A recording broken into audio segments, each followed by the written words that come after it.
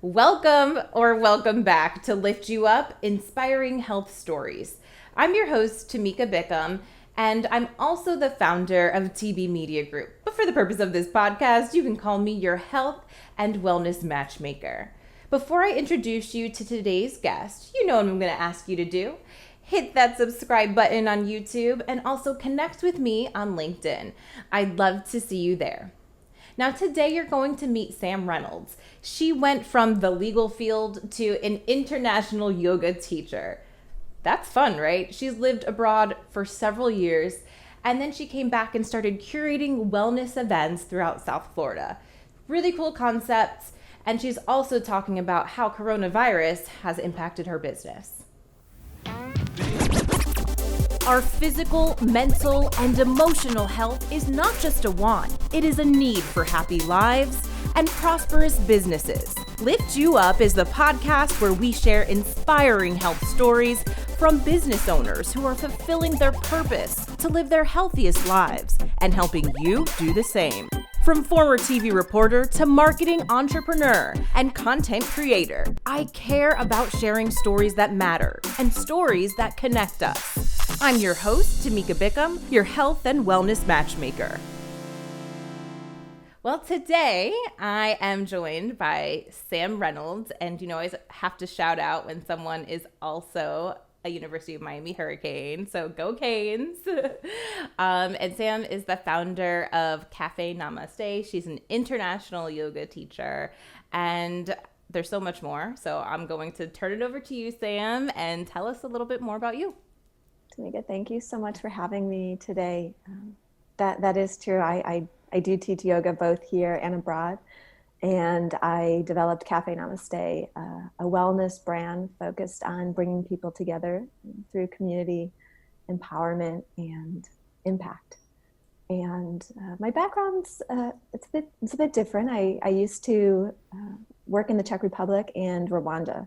So prior to my yoga teaching career, I would say I worked for the University of Miami for 6 years in the Czech Republic, working in a study abroad program that focused on Holocaust studies and 20th century European history. And from there, then I moved to Rwanda, where I worked with a nonprofit that empowered orphan teens. So I spent my time there, and I finally came back. I finally moved back to the US after 6 years and discovered yoga in 2014, 2015. And that's when my life changed. That's when I started paying attention to what I eat. That's when I took my first group exercise class ever at the age of 29, 30 years old. That's really when it all started. And this study of yoga began for me. The study of yoga, the study of the self. It's really interesting. I want to go back to your decision to move abroad because these are definitely two different kind of career paths that you've had. So where did that idea come from to move overseas?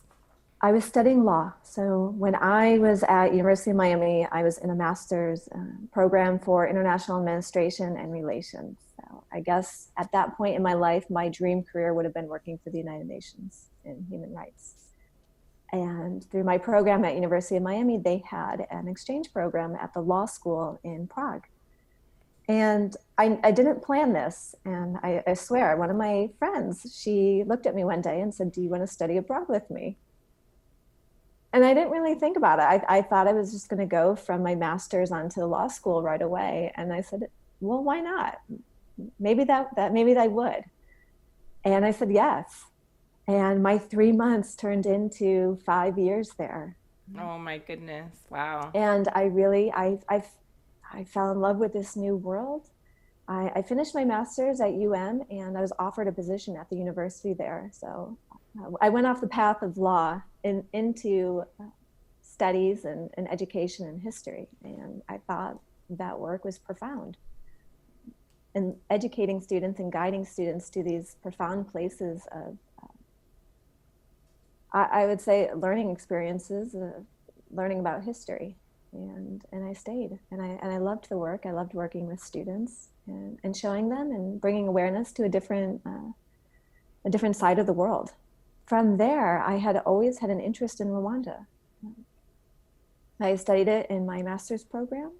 And what was always interesting to me in learning, and the same in the Czech Republic, is how do you transcend violence? How do you transcend mass suffering? And I studied that in the Holocaust, and also experiencing and witnessing and just living in the aftermath of a genocide. So what was it that was experience like? It was a very different trajectory in career, but I think those experiences brought abroad shaped the yoga teacher that I am today, and led me to that path. So at what point, so you moved from Prague to Rwanda. Mm-hmm. And how long were you in Rwanda? 1 year. 1 year. At what point, I mean, was it just supposed to be 1 year or? It was a contract position. Okay. So from Rwanda, you come back to South Florida? Yes. And what was that like? I felt like an alien, really. I didn't know if I fit in or if I belonged. I moved back in with family, but it had been 6 years. And when you live somewhere else for that long, things change, culture changes, and I didn't feel like I fit in anywhere. And I felt that way for a long time. And I thought I could get back into the swing of things. I thought I could just go and apply for a job and things would be okay, but they weren't. They were different. I think I was in shock. And I think at that point, I mean, I can't say for sure if I would label it, but I mean, it's almost a post-traumatic stress of living intensely. So when I lived in Rwanda, I lived in a community of 500 people. And we were outside of the main city. So when you have that small community, you know everybody's name, and you know your neighbors, and you know the kids that come and have coffee with you, and you're in this really tight-knit community, and then you leave that very suddenly. It was just a shock. It was something that took a long time to transition to back into this way of life in the United States. And that's when I started practicing yoga. So what was it immediate when you came back, or did it take you some time to figure out, hey, okay, I want to start practicing yoga? And where did that motivation come from? Actually, my mom. She invited me to a yoga class. So when I got back, I had nothing at this point. So I left all my clothing in Rwanda. I had one backpack. And I moved back. I didn't have a phone, a car. I mean, I had nothing. I was basically this transplant living in the United States. I didn't know anybody in the US at this point in South Florida, except my mom. It was literally saying yes to a class that my mom asked me to go to with her.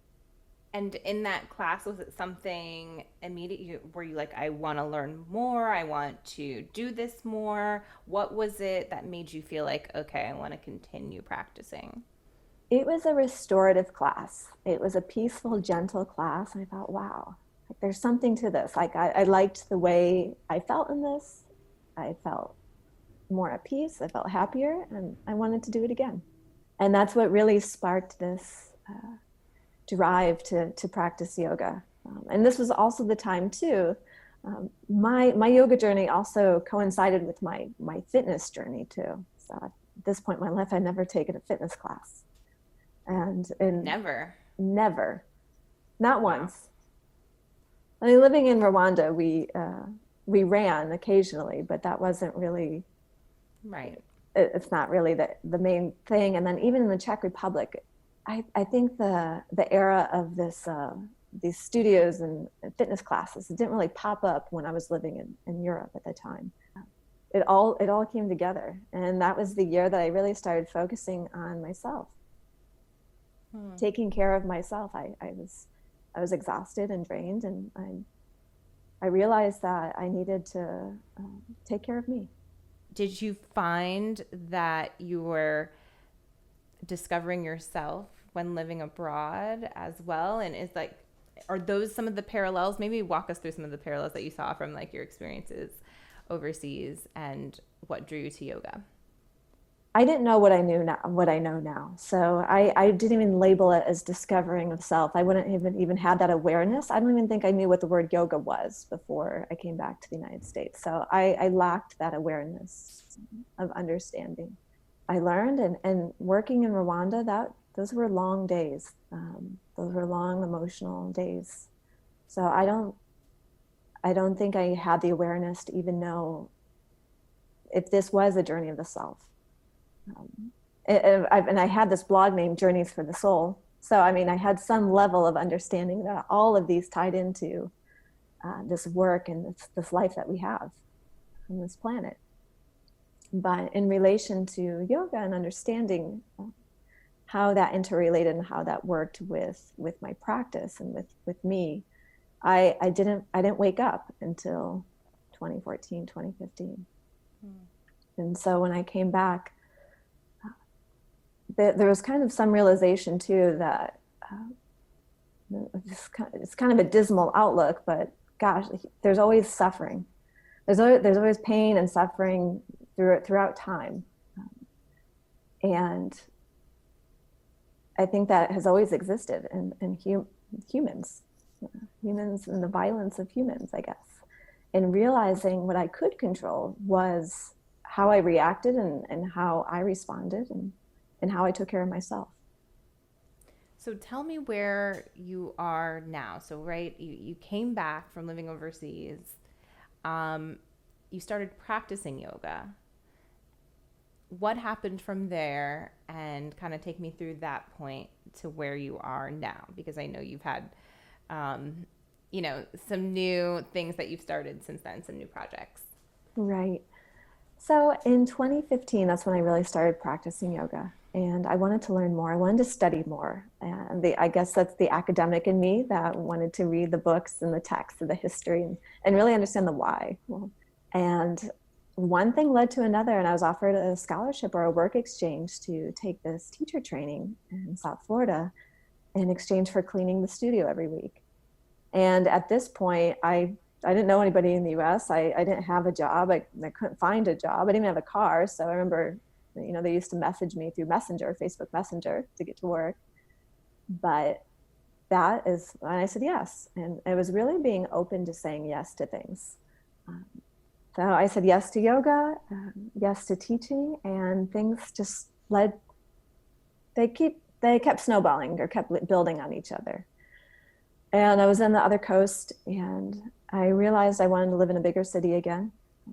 I feel like my other time on the other coast of Florida was kind of my self-study, my quiet time. And how can I get back into the world again? And that's when I moved back to Miami and started teaching. Last year started Cafe Namaste as this pop-up wellness event that not only focused on the yoga practice of yoga poses, but also just living differently, living with intention and awareness, learning about startups to celebrate life and thrive. So that's the tagline of Cafe Namaste, and that everyone has that potential to live their dharma, to find something that sparks joy in them, whether it is creating your own clothing line, trying a new food, or building something. But everybody has something unique to offer and something of value to this world. And when you tap into that, I think the world's a much better place, to be honest. And so that's what Cafe Namaste represented, not only the yoga practice, but just also seeing people celebrate life, celebrate their life, and doing what they love. Right. I love what you said about kind of tapping into, your purpose. And when you do, it makes the world a better place. I totally agree with that, because I think a lot of times people kind of fight whatever that is that they really feel in their heart, or they feel connected to, and they feel that they're performing their best at. So it's almost like, in a sense, you were doing that for yourself while helping others do that at the same time. Yes. And I think that also came from me too. There's so many expectations of what someone should and shouldn't be doing. For me, example, I could have easily studied law and gone that path if that's what I really wanted, but I didn't. And so now I wear yoga pants, and I like being this multi-passionate entrepreneur. I like a lot of different things, and I think that's okay. And I like what you said too about sometimes it's just kind of saying yes to things, right? Like in your story, your friend said, "Hey, do you want to study abroad with me?" And you said yes. And then when you came back, your mom said, hey, do you want to come to a yoga class with me? And you said yes. And those opportunities you took to say yes to things ultimately led you closer to doing what you really wanted to do. Yes. I would say yes is a really powerful word when you're ready and you're open to something new. And it can be scary. I mean, don't get me wrong.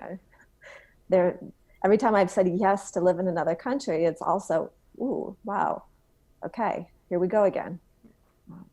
Different culture, different society, different way of living. I mean, everything. I'll be sure to link to Cafe Namaste below in the show notes. But for those, I know we just briefly touched on it, but can you paint the picture as an example of what one of those events looked like? You kind of walk in, or it's outdoors, you're walking around. Kind of tell me what you see, what's happening at one of these pop-ups that you put together. So pretty much every Cafe Namaste event involved food. Food is love to me, so that's one of the things that I do, even in my home. If you're a guest, serving food is something that was important to me. So every event, it's usually outside or in a space that welcomes or fosters community. And it was really a place to connect. So that was critical for me. I wanted moments in enough time for people to connect with each other, because that's where I find the greatest source of, I would say, enjoyment or peace. So there was always an opportunity. At every event, there was always an icebreaker. So breaking up into small groups and breaking down the barrier, getting people off of their yoga mat, which can be uncomfortable sometimes in a new situation, a new setting. So that was one thing that we always have as an icebreaker. And then there would be the class, and at the end there's always an intention setting. So each person would receive a card, and they would write down whatever came up for them in meditation. And usually there was a prompt or a theme for each event, and they would share it within their group. So they'd go back to their group. And then at the end, I'd have an open platform. So anyone can share. I really find it powerful to give the opportunity for people to speak. How many of these were you able to put on? How long, I guess, when did you start it?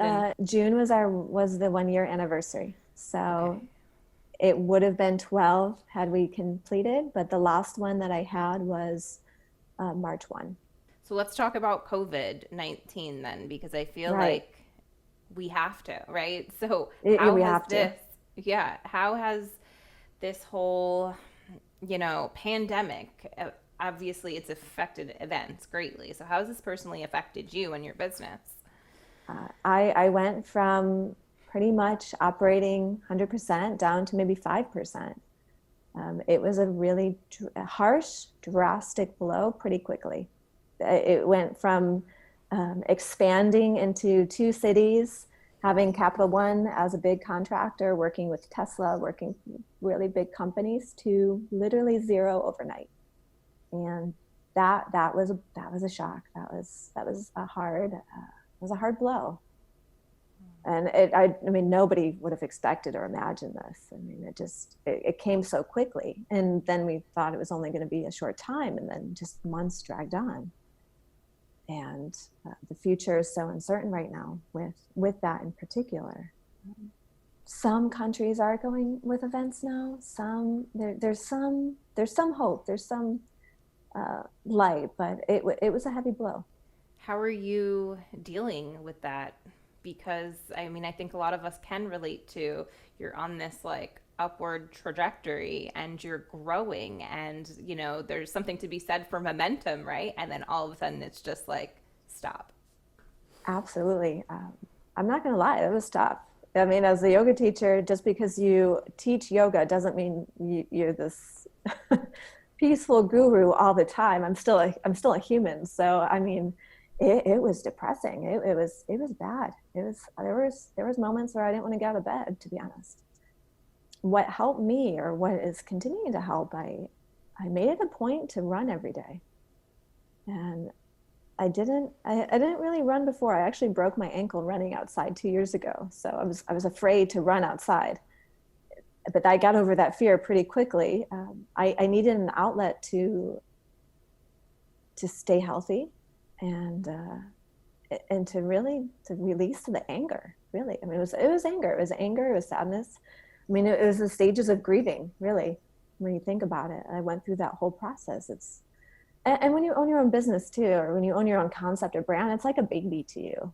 And if you don't own your business, or if you've never done that, you don't understand that feeling. But it's definitely like an extension. Something that helped was reaching out to friends and family.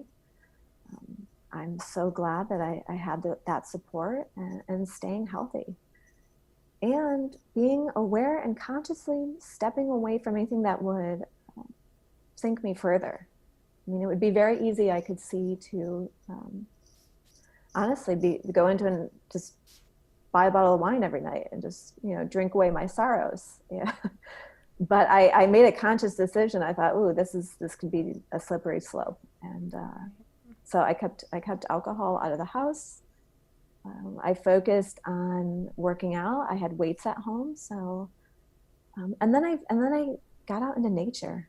So I was very fortunate that I did have access to water. And that's where I would go every morning and wake up with the sunrise. So instead of Cafe Namaste, I just started live streaming the sunrise every morning and holding myself accountable. And I think where there's light, there's hope. And reminding myself and everyone else that everything's temporary. And I think holding yourself accountable is so important, especially now, because I know others, myself included, has really struggled with this time and kind of having a structure, having a routine, and just being totally thrown off by, okay, you're in your house now all the time. You have to create a new routine. You're not necessarily in that space where you're getting out and being healthy. Do you have any tips for people who how they can help kind of keep themselves accountable? I mean, I love that idea if you can maybe live stream the sunrise every morning, but is there another way that maybe it would apply to a variety of people to help keep us accountable, at least getting out and being healthy every day? What I found for me, a couple of things. One, it was having a community. So so when I started these sunrises, because that was something that was taken away from people, really, access to water and seeing the sunrise. And I noticed that people were impacted by that. And every little thing that you do impacts others. So having that community and that support there every morning lifted my spirits to keep going. And in terms of fitness and wellness, I just started documenting. So I held myself accountable in that respect, making sure, so running or doing something as well as yoga. So I had filmed, and I've actually pre-recorded classes all the way through the summer. So that was something that I did, that I needed, not only for myself, but I knew that could help everyone else too. Something that's really important, whatever you do or don't do, is to be kind to yourself. And that this right now, what we're going through around the world, is a collective trauma.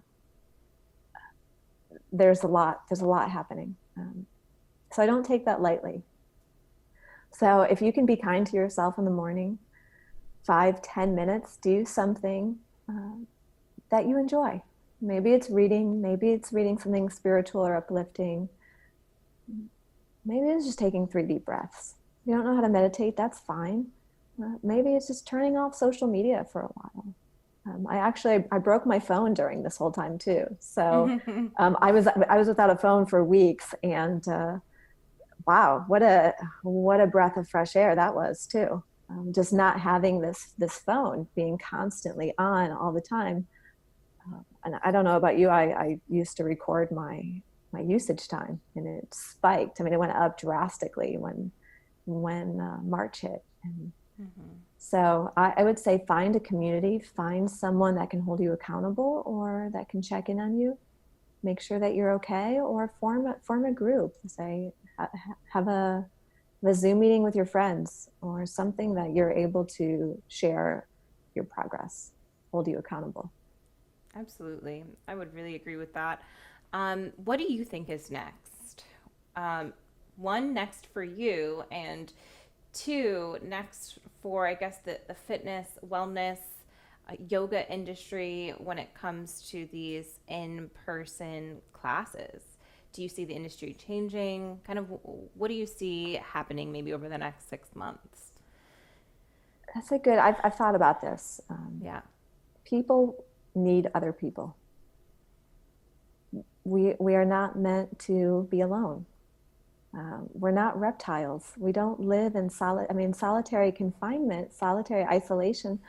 I just don't see that existing in a world with people.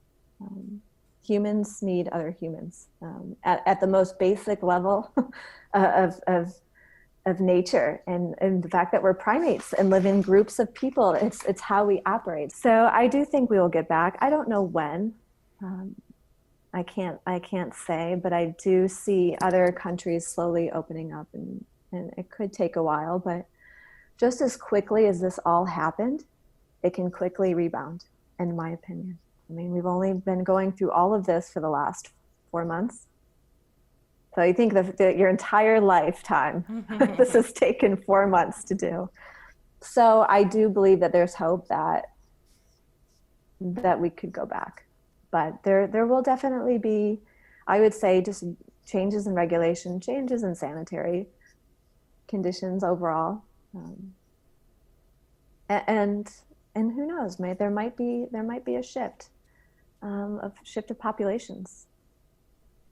So it's going to be an interesting time for the fitness industry and the yoga industry. I see a lot more happening online right now. But again, it's mixed because people still need people. The hugs, the direct interaction, the smiles. I think there's definitely, and I know I'm craving that, when I received a hug for the first time, I thought, oh my, this is, what is this? So yeah. You're almost I think it will wait, go we're back. not supposed to be doing that. But then it's like, oh, well, this was nice. Exactly. So I think we'll go back. Yeah. And what's next for you? Next for me, that's a good question. I think events will come back. And for the immediate future for me, I put a pause on everything, just with a move that I'm going through personal. So I need to take care of that first. But I do have that faith that things will come back. No, absolutely. They will. Like you said, people need people, and not just, across a computer screen. Exactly. As much as I love this, people need to be around other people. So I know that I definitely want to support you. Others want to support you in your journey. So tell us how we can connect with you, learn more about you, stay connected. Absolutely. So you can find all my information on journeysforthesoul.com or Instagram at journeysforthesoul. I do have TikTok, but I have not become a heavily involved in TikTok yet. So that's the same username. And then for all of the events that I do and that we'll do in the future, that's Cafe Namaste _MIA. Awesome. I'll be sure to link to all that below in the show Thank notes. you so much. No, of course. And, if people at least want to stay in contact with you in the immediate future, they can for sure connect with you on Instagram and stay tuned for your live sunrises in the morning. Absolutely. Absolutely. Well, thank you so much, Sam. I appreciate you being here. Thank you so much. Have a great day. I really connected with Sam. I loved her story. I love how candid she was. And I love her positivity throughout it all. Make sure you connect with her below. Until next time, I hope you subscribe on YouTube, connect with me on LinkedIn, and I'd love to hear what you think. Leave me a review on Apple Podcasts. It helps more people find the show, and it also helps me continue to create content that you want to see. So I hope you stay happy, stay healthy. I'll see you next week.